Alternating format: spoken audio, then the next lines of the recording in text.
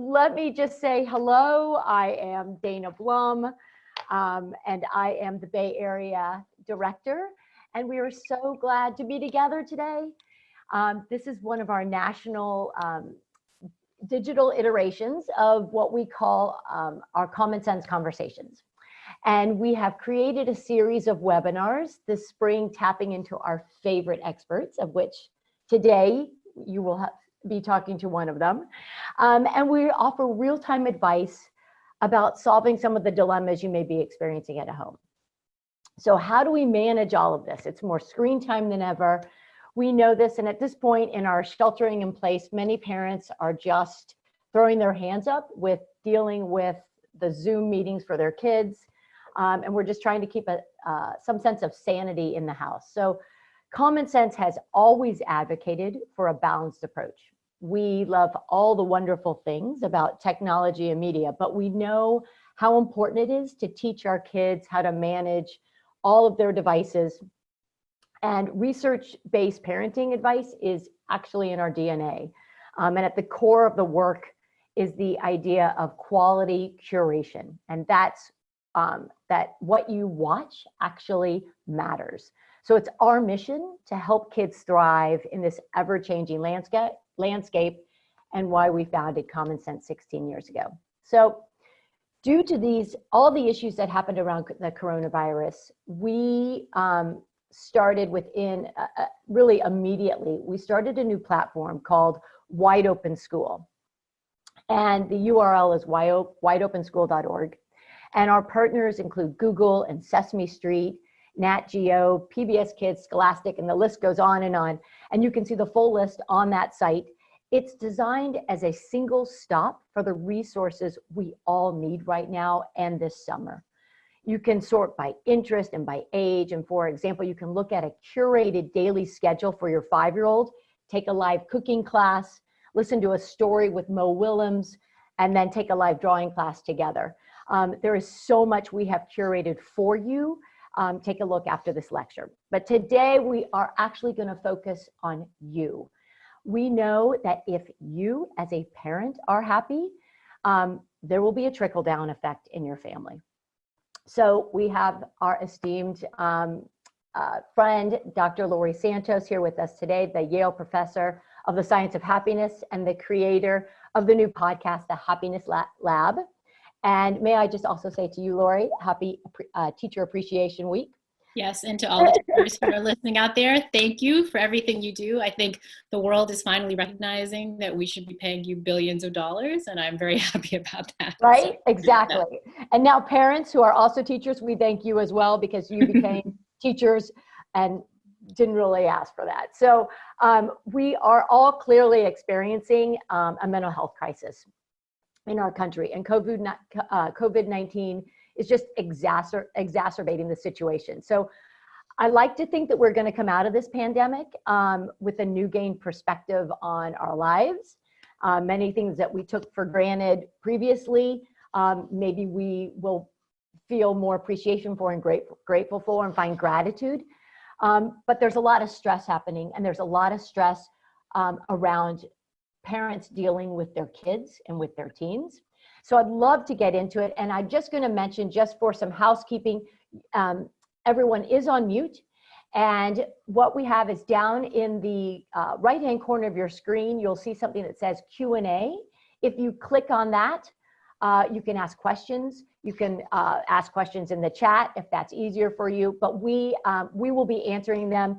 My colleagues, Melanie Strauss is actually on right now, and she will be answering you in real time with all of your questions. We'll talk for 30 minutes, and then Laurie will answer your questions at the end that you've posted. So Laurie, let's just get into this. How can we rewire our kids during this pandemic and find some semblance of happiness? Yeah, I think it's really hard. I mean, I think I just want to start with just validating that this is an awful, crazy crisis, right, that we're all facing, right? And so this isn't the time to kind of be beating yourself up about being the best parent and the best teacher and the best babysitter and all that stuff.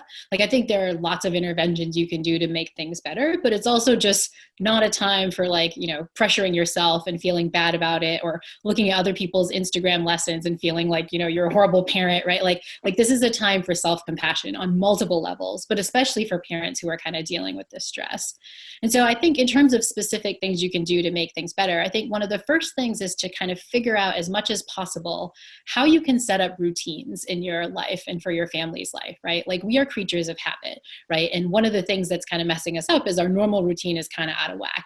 And I think this can be especially disruptive for even younger kids who are just like, what's happening? You know, I'm not at school, I'm at home. And so, but the thing we need to remember is that we can take some control over that, even if it's completely arbitrary. Like, setting up a schedule for your family can be incredibly important, you know? And so, like, lunches at the same time every day, or we all take a walk at the same time every day, if you can do that, you know, where you're living right now. And so it sounds silly, but just taking some control over that schedule can be really powerful. And I think what's another thing that's powerful for the parents in this is that, you know, the stress that we have, especially if you're in the working world and you're working while you have your kids home, is that there's no like boundary between work life and family life anymore. It's become like porous in this way. I think back to, you know, I think everyone saw that viral video of the, you know, the professor dad who was giving the talk and his daughter kind of walked in. I feel like we all made fun of that, but that's like all our lives right now. Like every single one of us is doing that. But you can help that porousness by building up, again, some arbitrary boundaries. Like, you can say, you can have a sort of ritual that you do either privately or to your kids to say, okay, family, I'm going into work now. And have a special space, if possible, in your apartment or your house that's like where you work from. And it seems silly, but these kind of tiny boundaries that we set up can allow our brain to compartmentalize stuff. And I think that can give us some huge relief, because part of the like flurry of stuff is like, it's everything all too much. Just giving your brain like these little compartments for like, okay, I work on this couch, you know, I like deal with the kids over here. Those things can be incredibly powerful. Yeah. So Laurie, I actually have a question for you. I listened to your podcast yesterday and about graping. And so I want to know, how can parents who have, now I'm going to segment this. So I want to talk about parents with younger kids who I honestly think are having the most difficult time. And really, from what I've heard, truly those parents are having like sanity issues in terms of dealing with everything, trying to deal with, you know, 2 kids, 3 kids under the age of 7. But what about teens who are surly by nature? And they're supposed to be, right? Developmentally, that's where they are. And they're with the last person they want to be with. Like, they 100% do not want to be with their parents right now, and they want to be with their friends, but they are with their parents. And so how can parents manage the griping from their teens and not get pulled into it? Because when they're unhappy and we get pulled into that, you know, you just kind of see the whole family go down this rabbit hole. How do you tell parents to deal with that? Yeah, I think it's really important. And if you listen to the episode, you'll basically see what the punchline is, which is like, griping's really bad for us. You know, it can seem funny and it can seem kind of good to complain and a bonding thing, but like, it's kind of not. And so I think 2 things. I think first, for younger kids, it might be a little easier, right? Because I think younger kids really gravitate towards this idea of doing gratitude exercises, counting your blessings and things. And you could bring that in even like over the dinner table, or, you know, like right before you go to bed, you list 3 things that you're grateful for. And these are kind of habits that can really help us during the time of coronavirus. But I think they're habits that can also extend into the real world when we go back. That'll be really helpful. There's lots of research suggesting that the simple act of listing 3 to 5 things you're grateful for can significantly improve your well-being within about 2 weeks. And sometimes with the younger ones, they can help us remember when we don't remember. You know, we could be like, all right, everyone list things you're grateful for at dinner. And then they come up with something and you're like, heart melts, and you're like, okay, like I can kind of get through this. And so that's for the younger ones. I think for the older ones, you know, again, griping is kind of baked into what they're supposed to be doing developmentally right now. They're supposed to be having this rebellious streak. So part of realizing that it's developmentally appropriate means it's okay. You know, it doesn't make it more fun, but it's like, this is, you know, the stage we're supposed to be in. Yeah. I think there's still something you can do, which is that there's lots of work suggesting that our emotions really are contagious, right? And you could think about that and say, oh, I'm around my grumpy teenager, I'm going to catch all the grumpiness. But the reverse can be true too. Like if you embody calm, if you embody a kind of challenge mentality that we're all going to get through this together, if you embody gratitude and the things that you're grateful for during this time, that even though it like is, it's not going to turn your teenager not into a grumpy teenager because that's what's developmentally appropriate, but it can have like subtle positive effects that you don't realize. Mm-hmm. And so that's a thing that I think we often forget as parents, is that our emotions can be contagious to our kids too. There's wonderful research by Sigal Barsade, who's a professor at Wharton Business School, and she does all this work on what she calls affective spirals, which are kind of like you walk in and you're kind of feeling tense and you talk to your teenager and then they pick it up and then they reflect it back at you and then you feel it even more, like we all go through this, right? But the key from her research is that we can control our affective spirals, and adults, kind of the leaders in the family, parents, moms, whatever, like you actually have a lot more control than you think you do. So a way that you can regulate your family's emotion is by working on your own emotion. And that can be hard because it's hard to work on our emotions, but it does really give us some agency in an often out of control seeming situation. Yeah. Thank you. I will practice that today.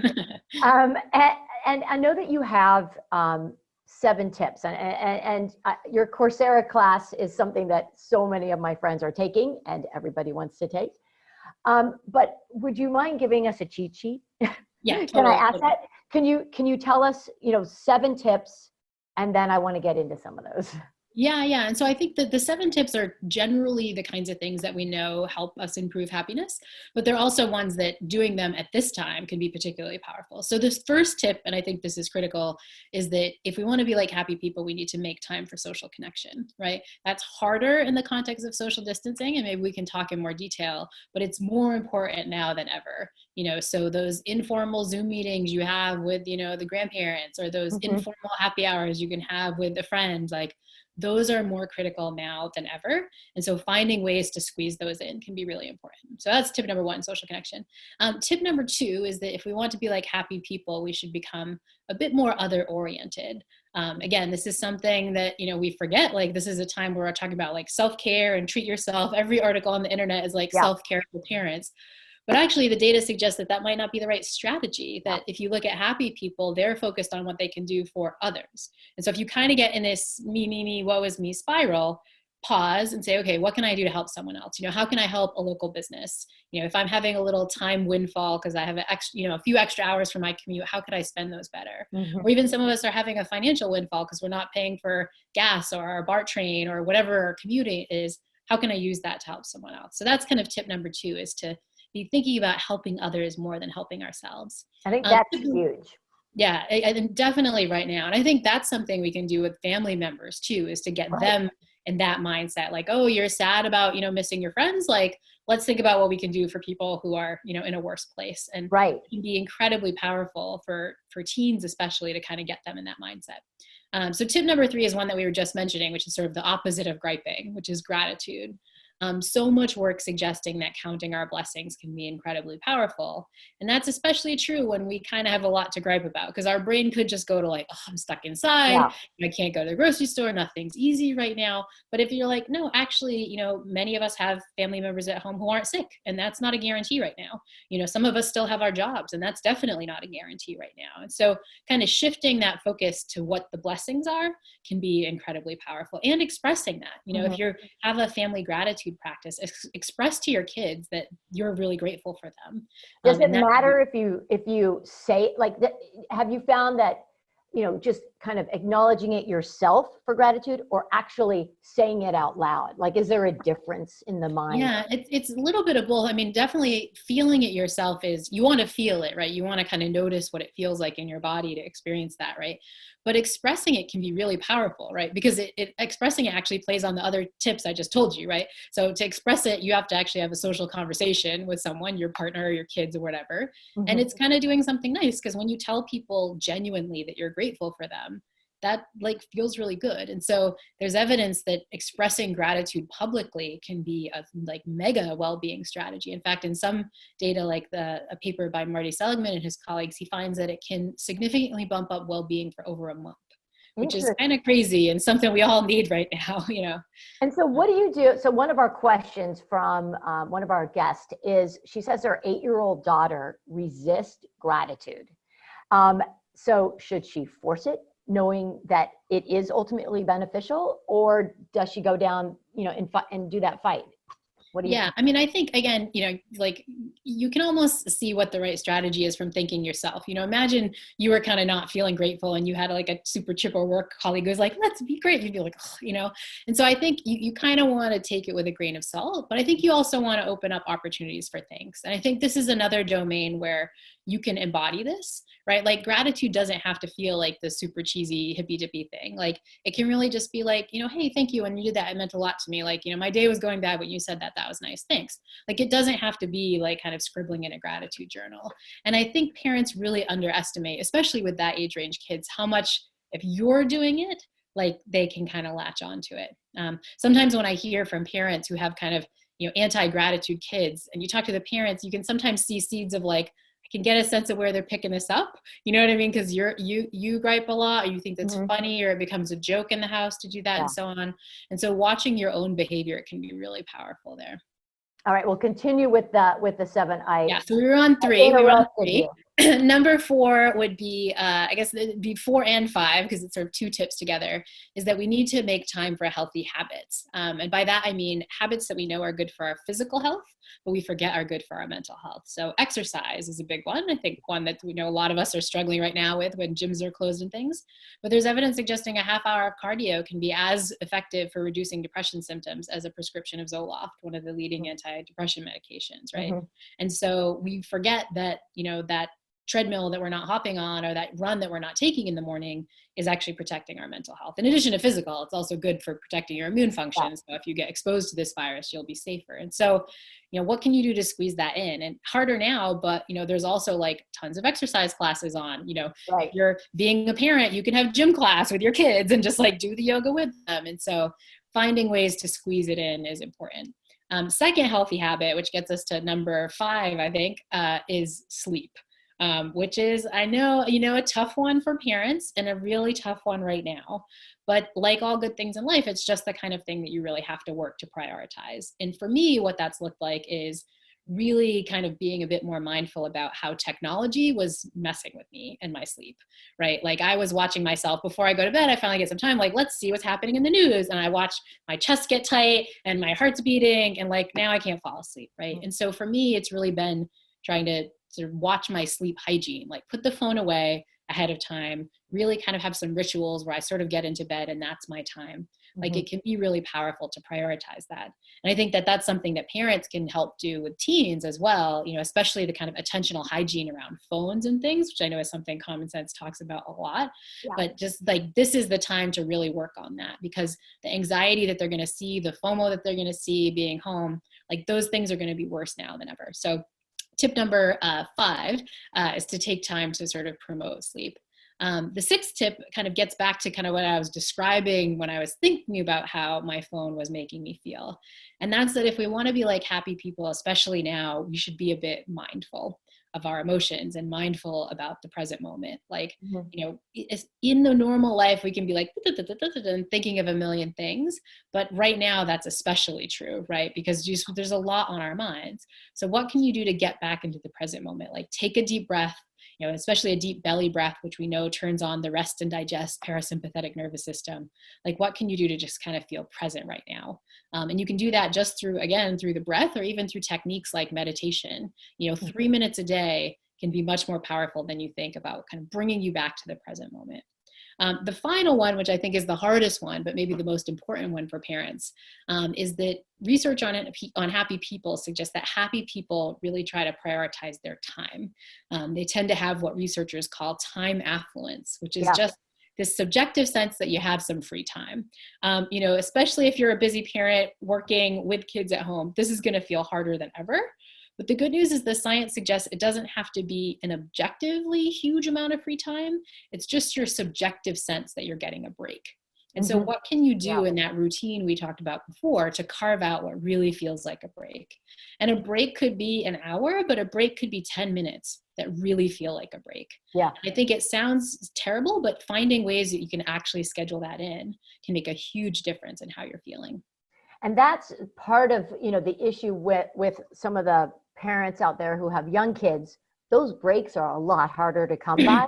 And, someone who's at home and, I can take a 30-minute break and, go do a walk around the block, but it's harder for the young parents. And one of our questions from a parent of a 6 and an 8-year-old says that they have a hard time with gratitude around things. And how can they kind of maneuver gratitude around non-material items for that younger set, within under 8? Yeah. So, I mean, one way to do it is to really help folks imagine what it would be like not to have that thing anymore. So this task of negative visualization. And a lot of us are going through that writ large right now. Things that I didn't experience lots of joy over, I'm like heartbroken to not have. The fact that I could walk to my coffee shop and get a latte, or Right. the fact that we could play on the swings, as a family together, right? Like, I think that's the kind of, that is a technique that you might even be able to use with some of the younger ones to get at that of like, what are the kinds of things you're missing right now? Like, okay, list those. Like, okay, what are the kinds of things that we have that, those could go away too. Like, you have your toys on the floor, you get to like watch this cartoon, or you get to like, play with grandma over Zoom or something. Like, what if we couldn't do that? And kind of get people to reflect on what it would feel like not to have those things. And just that little, quick act can make us remember like, oh, that's a really important thing in my life. And I'm like happy that I have it. It causes people to savor it a little bit more. And I think that's a good technique to do now, in part because it can help you remind the younger ones who might be like, when am I going to go back to the playground? Or when can I go back to school? Like, those things are coming back too. And kind of what can we do to remember that we really cherish them, before this time, so that when we go back, we really can appreciate these things again. We get the strong sense that, we really are getting the joy out of them that we should be. Mm. Another question that we have, single parents juggling work and homeschool, teaching, scanning, printer, cleaning, cooking with no other adults around. Any advice for adult deprived parenting and adult deprived parents? Yeah. I mean, I think one piece of advice is, first, just to validate, like, it's a super hard situation. It's like unprecedentedly bad. It's like the most challenge you're going to go through in a long time. And like, that's real. Right. And so I think, one piece of advice is just a little self-compassion. Because sometimes, again, we can get in that state and it's bad enough as it is, but then we make it worse by actively beating ourselves up in that state. We feel bad about the cleaning, and we feel bad about the cooking, and we feel like, no, like, let yourself off the hook. If you were talking to a friend who was explaining to you what they were going through, you'd be like, dude, screw the cleaning for a while. Or, like they're gonna, they're not gonna have the most nutritious meals. It's for a week. It will be okay. Right. Like, I think we have to devote that self-compassion to ourselves, and really allow ourselves to like loosen the expectations a little bit. In terms of the adult connection, I think that this is really important, right? Again, like, social connection is one of the features that's required for high happiness. And I feel like if you're a single parent and your time is all filled up with kids, it makes it harder and harder to kind of have those moments of connection. But some tips I've heard is like, what can you do to maybe allow your kids to have some social connection at the same time as you get some adult time? And so for kids, especially for younger kids, that social connection could look weird, but play dates over Zoom are a thing. I've heard folks who have two separate parents will download, say, the same coloring pages on the internet. And so the kids are doing the same activity, but it's an activity they're just going to do. And then the parents can kind of talk. And so again, it's not going to be as great as, like grabbing dinner with a girlfriend or like getting brunch with a bunch of friends. But those small tech moments can be stopgaps on loneliness, and they can be really, really powerful. I think one other thing about this tip is that those kinds of moments can feel like they have a huge startup cost. Like, if you're a single mom and everything's super busy, when you finally get a moment to yourself, you're like, oh, I just want to like plop and watch TV or something. But those kinds of leisure activities aren't very nutritious, right? Like, they don't build you back up again. So I think, especially if you're time strapped, you hopefully can find ways to make sure that your leisure time is as nutritious as possible.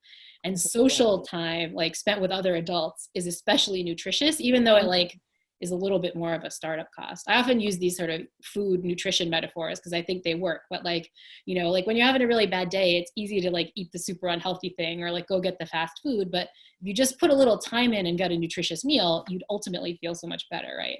And I feel like that's the same thing with leisure time, right? Like when we have no time, we're just like, oh, I just want to do something that's, you know, like makes me feel dead and doesn't take any work. But if you can like muster that little extra bit, what you get back in return is even bigger in terms of kind of feeling better and feeling more relaxed. Yeah. And we have a question, which is an interesting one. It says, our kids are so fortunate and it's difficult to instill a sense of gratitude of how good they do have it. We can't go on service trips or volunteer. So what are some good activities for my 12 and 14-year-old to do with them to show them gratitude? They are thankful kids, but I can't really teach servicing others, or how can I teach servicing others during this time? And you know, it's hard to get stuck in that moment of, oh, you know, we're so lucky because we do have this, when, you know, teens are, you know, maybe they didn't have their prom or all of that. And I have been told by a few psychologists that we've had on here before that you have to let kids grieve. Oh, totally. Yeah. And you have to acknowledge that sadness and that grief, however small it seems to you. Mm-hmm. No, I think that's really critical. I mean, as I was saying, my first strategy is to validate what people are going through, if that's adults who are dealing with this crisis, but also the kids, you know, like I'm watching my college students miss their graduation, or just, you know, it doesn't have to be your senior year, like you're missing fourth grade. You know, like when you were in fourth grade and you missed part of fourth grade, I mean, being home from one day from school, like when you were sick, was like the end of the world, right? Like imagine losing the whole end of the semester. So these are real things that our kids have to grieve, and they have to give themselves some time to grieve. And I think, you know, in terms of how to do that, I think one way is to really allow them to process it. I think when our kids are feeling bad, there's this quick move to be like, don't feel that negative emotion here, do something else, or I'll make it better, or whatever. Like that, like negative emotions don't go away, right? They kind of stick around and you have to sort of process them. So allowing kids to recognize them, you know, call it something, you know, like, oh, you must be feeling sad right now, or you must be feeling angry that circumstances didn't let you, you know, have your prom or have whatever. And then just kind of encourage them to be with that. Brach, who's a fantastic meditation teacher, one of my favorite meditation teachers, has this wonderful acronym she uses called RAIN, which is an acronym for how to feel your emotions. It's for recognize, accept, investigate, and nurture. So first you like gotta recognize like that thing you're doing is anger because you're like pissed off that the world is like, you know, not great right now, right? And anger sucks, but let's sit with it and accept it and kind of investigate it. What does it make you do? Oh, it makes you yell at mom, you know, it makes you pissy with the cat. Right. And like, you know, like what does it feel like in your body? Like, oh, it's making your shoulders tense. That's what's happening. And then kind of identify. Yeah, right. It is hard to identify. Yeah. So that, I think that's great in terms of this RAIN, identifying the emotion that your child is feeling, or even yourself. That identifying can be tough. Like you're unhappy, but what is it? You're mad, or am I angry? You know, how do you tell your students how to actually identify, not just I am unhappy, but what is the emotion that you're feeling? Yeah, part of it, you can do it in two ways. One is to start with what it feels like in the body, which sometimes, again, takes some mindfulness. You have to pay attention to it. Like, all right, what does it feel like in my body? It's like, I'm mad. Okay, no. What does it feel like in my body? It's like, well, my face hurts, and I'm like, I want to clench my fists, and like my voice, you know. And so you start talking through it, and then you realize part of the act of that is to kind of identify what it is, but part of the act is just to be like, oh, this is a feeling. Like this is not something that's going to go on forever. Right. And often when you do this kind of practice of investigating, as Tara talks about it, it like lessens the emotion kind of eases up, because if you kind of like, you know, pick at it, it like sort of can go away a little bit. But I think it can be really useful. Sometimes with younger kids, you can do different emotions. Like, is it more mad or is it more sad? Right? Like, is it more like, you know, when like, I don't know, you don't get your way, or is it more like you're kind of, you know, and you can kind of walk through those things. But I think part of it is allowing the kids space to go through it, because I see parents, you know, it's so awful to experience negative emotions ourselves. It's like 100 times more awful to see someone we love go through those things. But like the only way out of it is through it. Right. And so you kind of have to let your kids go through it. Right. And not stop it. Yeah. And I think another thing is to recognize, and this is a thing we have to give some self-compassion for, is like, we're not going to fix it. Like I'm experiencing that a lot now with my seniors in college. I'm ahead of college. So I have this class. It's actually the class I started with because I started 4 years ago. And like, since my babies like showed up on campus with their luggage, I've been looking forward to their graduation, and it's not going to happen. Right. And I want everything in my being wants to fix it and to come up with some way of fixing it. I'm like beating myself up about like, I should be able to come up with some other thing that's not, but it's like, no, I can't. Like, I'm not going to. Like, there's a pandemic and they're not going to be able to graduate, and that's just sad, and that's okay, right? We have to kind of accept that. What are you telling your students about this summer? And do you have any tips with no travel plans? I see from the questions, 3 teens, working from home. What the heck are parents going to do this summer? And how can we find some happiness looking forward for the next few months? Yeah. So I think part of it is to kind of, when you're experiencing the negative emotion about that, where's it coming from, right? So in the students I experience, some of the negative emotion is a kind of self-beating up, right? Where it's like, well, if I don't, do this internship this summer, then I'm not going to be able to get into a good med school or what. Right. And then back that up, like, no, dude, no one is doing the good internship this summer, right? Like, so you can encourage a little self-compassion there for the parts that are about beating up. For the parts that are about, oh God, I just don't want to spend the summer with my family, this sucks. I think that's a spot where you should think critically about what are the things that your family is good at, right? Like, all families have things that they're better at and worse at. And like, what are the parts where you really get along, right? Is it, during travel, could you embody that with like, watching some movies about cool places, or even like walks around the block? Like, do you do that like when you play games together, when you're goofing off together, when we watch comedy movies? Like, I think we can sometimes get in our heads of like, this is the way our family is supposed to behave, or this is the way vacations are supposed to go. But if you're really mindful about what's actually working, maybe this is a time to build some of that stuff in. And you can help your kids with that, because often we can see things that they're good at or things that they enjoy that they might not see themselves. A final thing I think is to build in, again, leisure that's a little bit more nutritious, right? Because, part of why staying home isn't fun is that we don't do fun things when we're home, right? We can be learning a new thing from home. We could be having adventures in some ways from home. We could be having rich social interactions with the people in our community, in our friend group, from home. Mm-hmm. And so I think finding ways to, again, get over those startup costs to do the more nutritious activities, and sort of finding your teens and helping them find those ways to do that can be really powerful. Can we talk before we end about motivation? I see a lot of questions about, my older kids. I see some from an 18 and 20-year-old, that it's hard to keep them motivated to, go outside and do things. I saw that also with younger kids. How do I get my kid who is on Zoom all day to actually go outside? Yeah. So the motivation at this time, and what are you doing as motivation for your students? How are you keeping them motivated? So give us some tips. Yeah, I think part of it is, again, to remember we are in an unprecedented time, right? Like, the things that motivated us before aren't going to right now. And it's going to be an up and down time, right? Like, you're going to have good days and you're going to have some really bad days.